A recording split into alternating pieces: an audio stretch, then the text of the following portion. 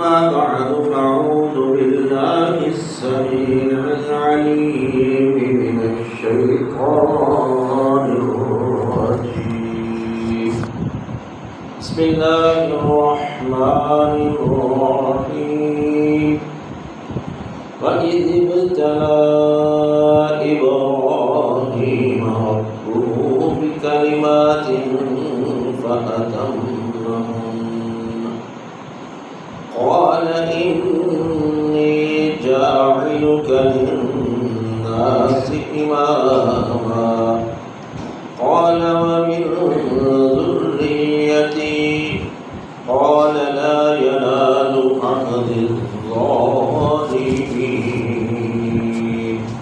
صدق الله العظيم وصدق رسوله النبي الكريم.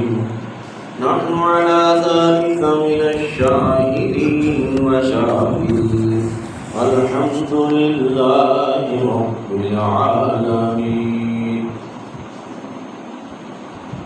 اما بعد، اللہ تبارک و تعالی کی حمد و ثنا کے بعد آقا نامدار فخر الموجودات سید الکونین سید الثقلین والی بطحا امام الانبیاء سید المرسلین و خاتم النبیین حضرت محمد مصطفیٰ احمد مصطفیٰ صلی اللہ علیہ وآلہ وسلم کی ذات اقدس پر کروڑوں درود و سلام. حاضرین و سامعین، بزرگواران اور برادران اور انتہائی قابل احترام اور رحمان، آج کا خطبہ بھی سابقہ خطبہ سے منسلک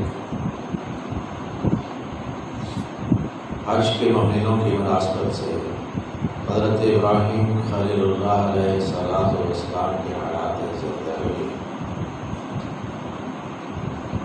اللہ تبارک و تعالیٰ کا یہ اصول ہے کہ اللہ تبارک و تعالیٰ جس بھی ذات کو عین الیقین کے بعد حق الیقین کے منصب پہ فیضیاب کرتا ہے تو اس کے امتحانات آزمائشوں میں اضافہ کر دیتا ہے.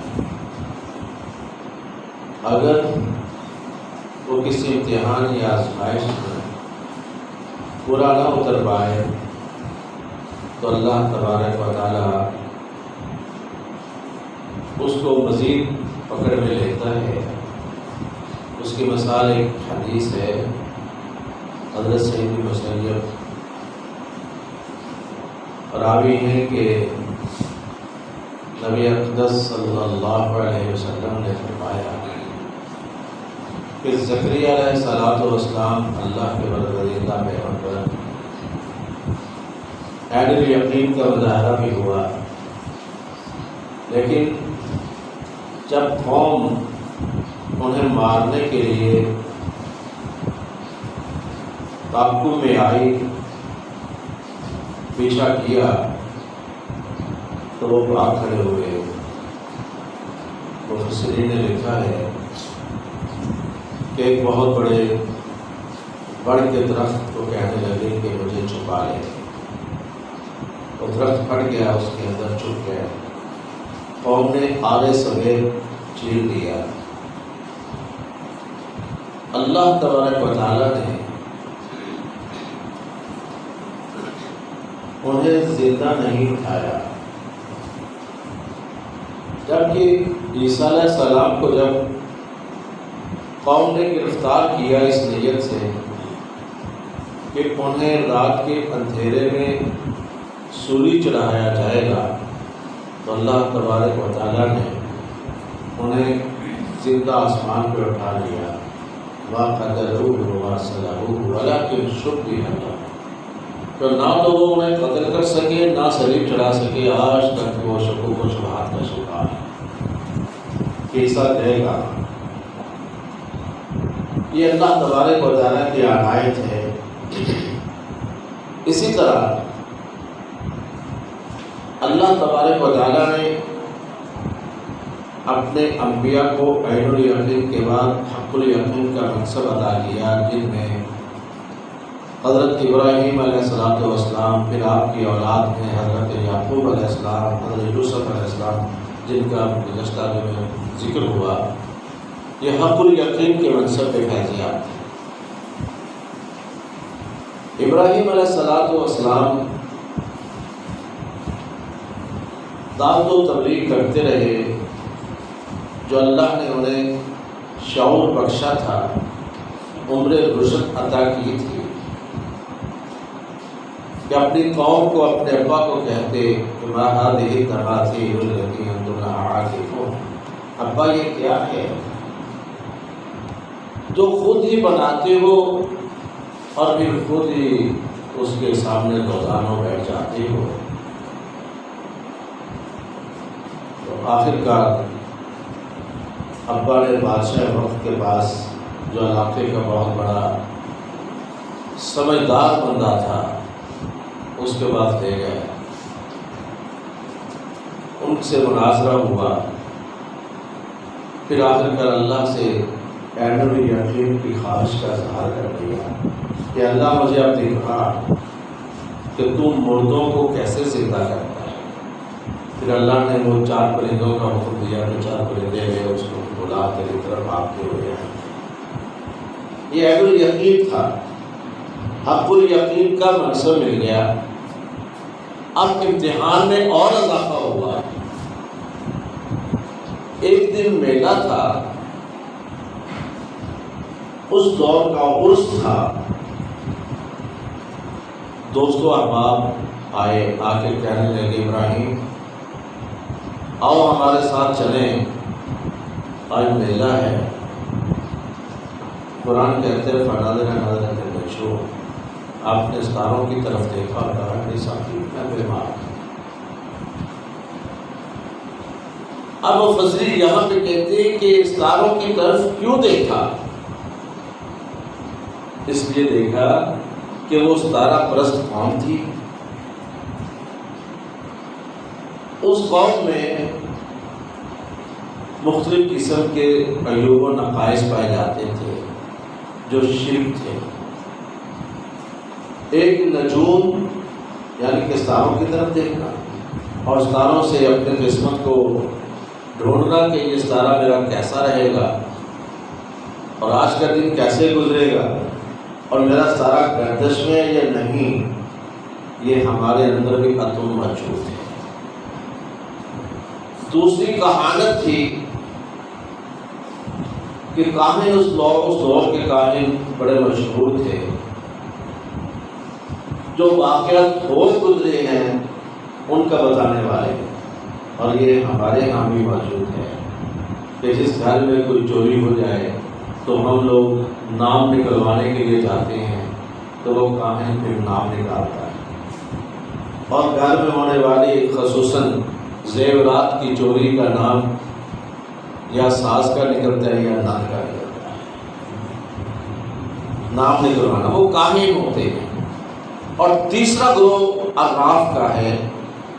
عراف کہتے ہیں کہ آئندہ تیرے ساتھ کیا ہوگا، جیسے واقعہ مشہور ہے کہ جب زمزم کے کنویں کی کھدائی ہونے لگی، صفائی ہونے لگی، تو سرداران قریش اکٹھے ہو گئے کہ یہ ذمہ داری ہم لیں گے، لیکن عبد المطلب سردار نبی صلی اللہ علیہ وسلم کے دادا، وہ کہنے لگے یہ ذمہ داری ہم لیں گے۔ آخر کار انہوں نے کہا چلو کسی عراف کے پاس جاتے ہیں۔ اس دور میں ایک عورت عرافہ تھی، اس کے پاس گئے تو عبد المطلب کو ذمہ داری ہوئی۔ اس طرح کفالت بیت اللہ کی نبی صلی اللہ علیہ وسلم کے دادا کے پاس آئی۔ اسی طرح دادا نے خواہش کا اظہار کیا کہ اللہ اگر مجھے 10 بیٹے دے تو ایک جو پلوٹھی کا بیٹا ہوگا اس کو ذبح کر دوں گا، تیرے رستے میں قربان کر دوں گا۔ اللہ نے 10 بیٹے دے دیے۔ پلوٹھی کا بیٹا عبداللہ جو نبی صلی اللہ علیہ وسلم کے والد تھے، اب تیار ہو گئے انہیں ذبح کرنے کے لیے۔ خاندان آئے آگا کہنے لگا یہ نہیں ہم کرنے دیں گے۔ آئے کر پھر بھی عرافہ کے پاس گئے کہ بتاؤ یہ کیا ہوگا۔ عرافہ نے پھر اونٹوں کا کوزہ نکالا، پہلے 10 پھر 20، اونٹوں کا نکلتا رہا. نبی صلی اللہ علیہ وسلم کے والد کا نہ آیا تو آخر کا جب 100 اونٹوں کا کیا تو پھر برابر. تو اس طرح 100 اونٹ وہ دیت بن گئی. آج بھی دیت یہ قائم ہے. یعنی کہ اس طرح اعناف تھے اس دور میں، اور یہ اعناف آج بھی موجود ہیں کہ میں یہ کام کرنے لگا ہوں، میرا یہ کام ہوگا یا نہیں ہوگا، لیکن شکل چینج ہے.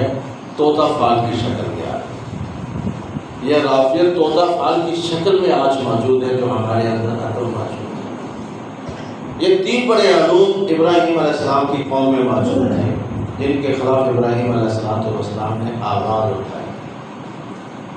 آخر کار آزمائش اور امتحانات شروع ہو گئے. ایک دن اپنے ہم چوریوں کے پاس کھڑے کھڑے کہنے لگے اللہ الہی ادھر داستان خدا کی قسم میں تمہارے پودوں سے ایسا برتوں کا کہ تم دیکھتے رہ جاؤ گے جب تم موجود نہیں ہوں گے. تمہاری عدم موجودگی میں تمہارے ان خداؤں سے میں نپٹوں گا. ایک دن کہہ کے یاد رہے سرے رات. آخر کار میلے کے دن جب وہ سارے اپنے معبد خانہ سے باہر گئے، معبد خانہ خالی تھا. ابراہیم علیہ السلام داخل ہوئے، بتوں کو دیکھا تو تمام بتوں کو توڑ دیا. توڑنے کے بعد ایک بڑا بت جو تھا اس کے کندھے پہ کلہاڑی آئی. لوگ آئے، آ کے دیکھا یار یہ کیا حشر ہو گیا ہمارے بتوں کا، یہ ہمارے خداؤں کو کیا کر دیا، کس ظالم نے کر دیا. تو کچھ کہنے لگے کہ قالوا سمعنا فتى يذكرهم يقال له ابراہیم. ان کا ذکر ایک فتن انڈر ٹین ایج جس کو کہتے ہیں، وہ فتن عربی میں استعمال ہوتا ہے ٹین ایجر، اور شاباب یا شاب جوان کو کہتے ہیں جو ٹین ایج سے نکل جائے، اور طفل اس سے پہلے کو کہا جاتا ہے. یعنی کہ اس طرح عربی کے ٹرمز استعمال ہوتی ہے ایج کے حساب سے. ایک فتن ٹین ایجر سے سنا ہے کہ وہ ان کا ذکر کر رہا تھا، اور اس کو یقال له ابراہیم، اس کو ابراہیم کے نام سے پکارا جاتا ہے.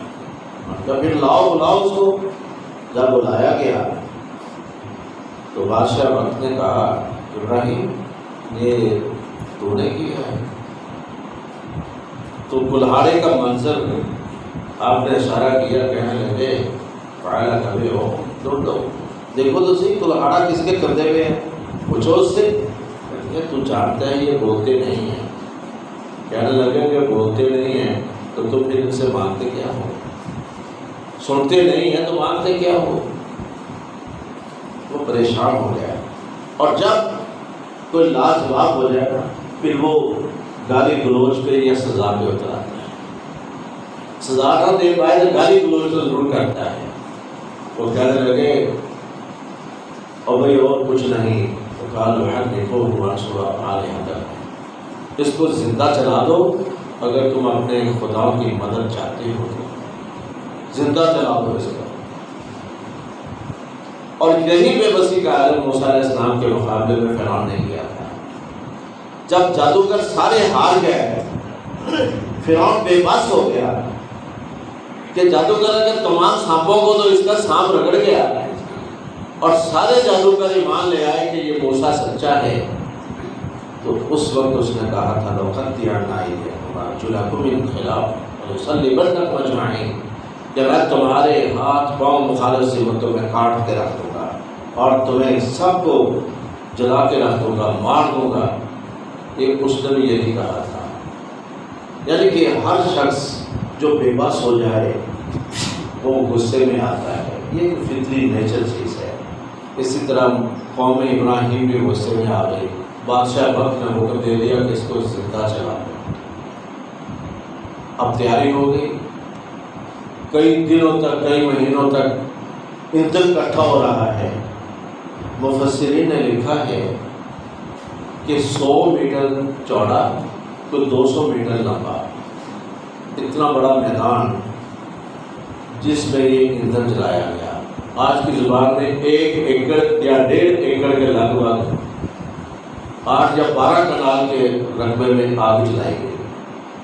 اب تپش اتنی کہ قریب کوئی بھی نہ جائے، اتنا بڑا آگ کا الاؤ کہ آسمان سے باتیں کرتے ہوئے شعلے، دور دور تک اس کی تپش۔ اب ابراہیم کو کہیں کیسے کہیں وہ جا بھی ہو، اب کیسے پھینکا جائے، کون اس کو وہاں تک لے کے جائے، پریشان۔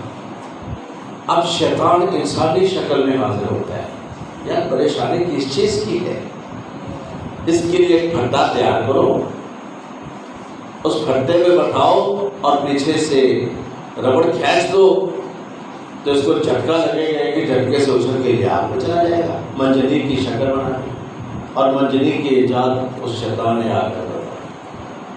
اور آج یہ شکلیں سوئمنگ پول میں بھی آپ لوگوں نے دیکھا ہوگا کہ کونے میں آدمی تھوڑا سا چھلانگ لگاتا ہے، اچھلتا ہے اور پھر دور تک جا گرتا ہے۔ اس انداز میں انہوں نے یہ تیار کیا۔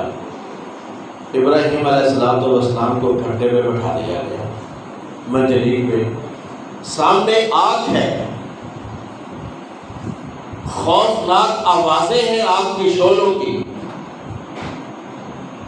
پھر امتحان، جبریل علیہ السلام آ گئے، ابراہیم میرے ساتھ ہوا کا فرشتہ ہے، اگر حکم ہو تو ہوا چلا کر یہی آگ اس بستی والوں پہ پھینک دیتے اور ان کو بھسم کرتے۔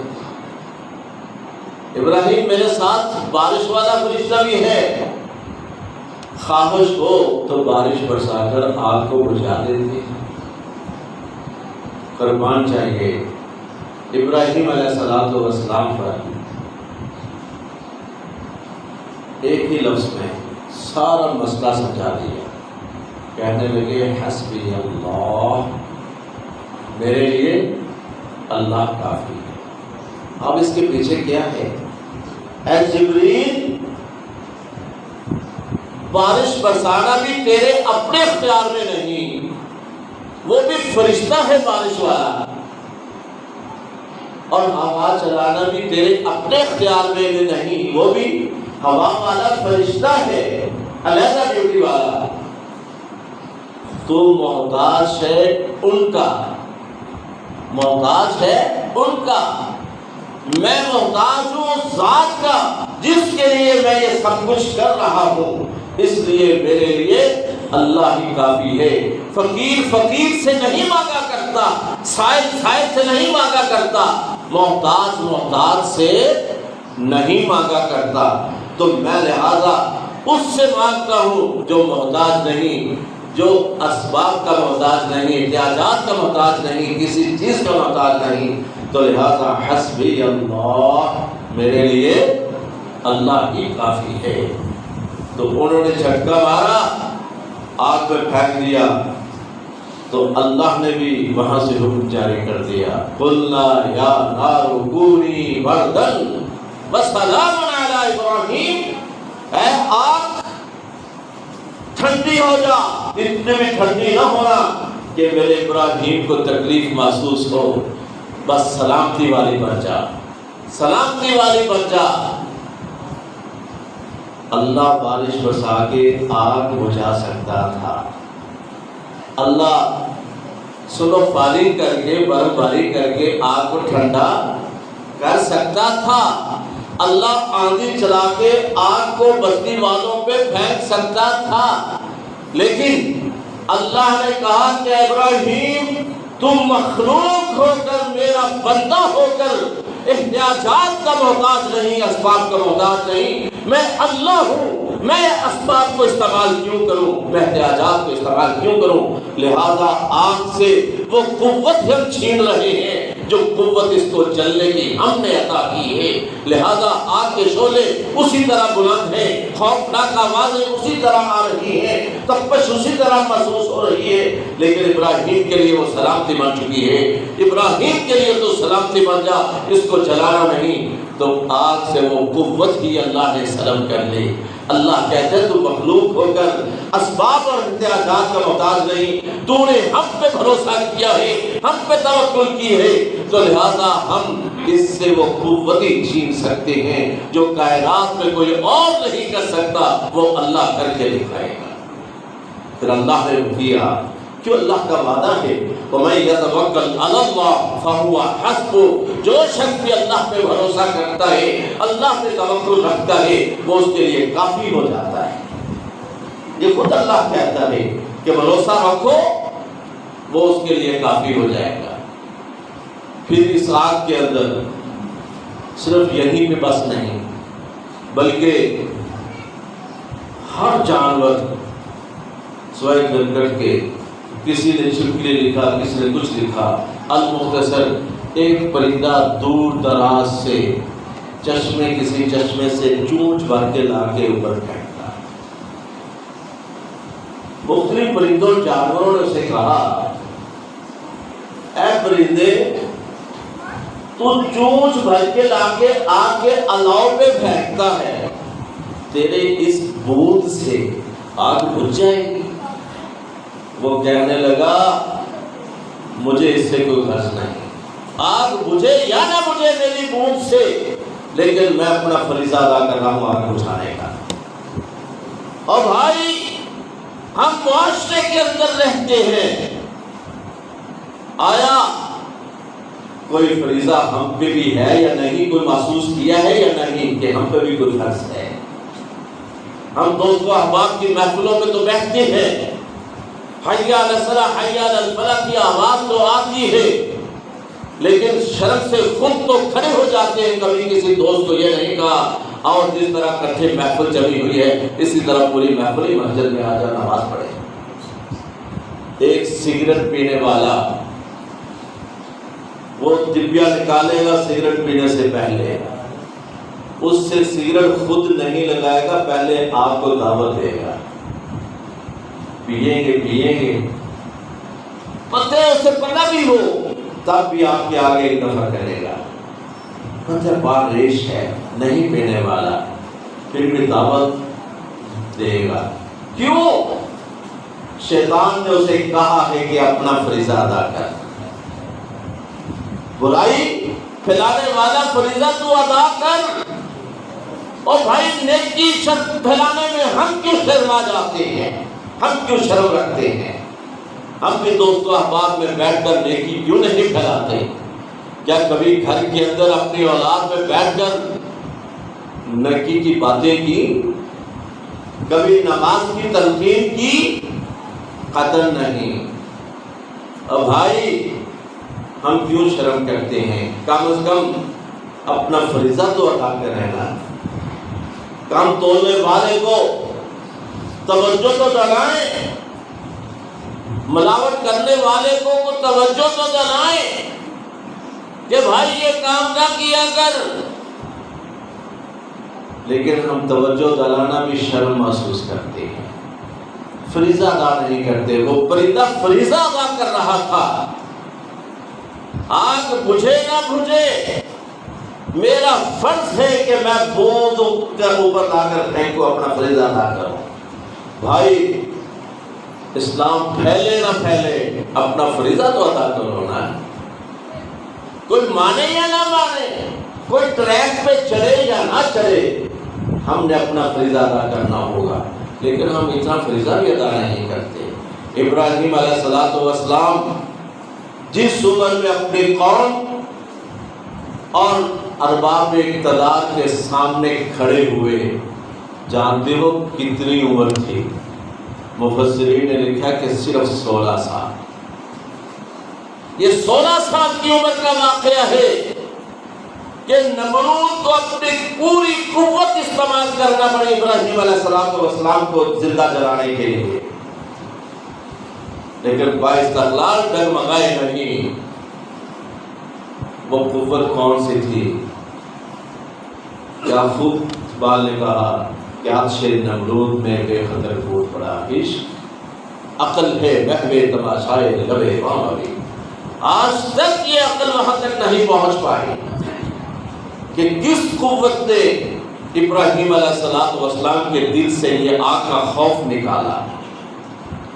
ابراہیم علیہ السلام مفسرین نے لکھا، فرمایا کرتے تھے جو سکون آگ کے اس ماحول میں مجھے ملا زمین پر کہیں بھی کسی خطے میں مجھے نہیں ملا۔ اللہ نے جنت کا منظر وہاں بنا دیا، اور عقل آج تک حیران ہے کہ یہ کون سی قوت ہے۔ یہ قوت آج بھی وہی ہے، اللہ وہی ہے، ابراہیم علیہ السلام والا ہی اللہ ہے، لیکن ایمان وہ نہیں، ہم میں ایمان وہ نہیں جو اللہ سے یہ کروا دے، وگرنہ اللہ وہی ہے۔ اللہ تبارک و تعالیٰ سے دعا ہے کہ اللہ ہم میں ایسا ایمان پیدا فرمائے جو صرف اسی پہ بھروسہ اور توکل رکھے اور اسی کی خاطر ہم سب کچھ کریں۔ کیوں؟ ہمارا ایمان اور یقین یہ بن جائے کہ للہ ما فی السماوات و ما فی الارض، جو کچھ سی زمین و آسمان کے درمیان ہے وہ سارے کا سارا بس اللہ کا ہے۔ اللہ تبارک و تعالیٰ ہمارے ایمان کو مزید پختہ فرمائے اور اب ہمارے اندر توکل تقوی پیدا کرنے کی توفیق عطا فرمائے۔ وآخر دعوانا الحمدللہ رب العالمین۔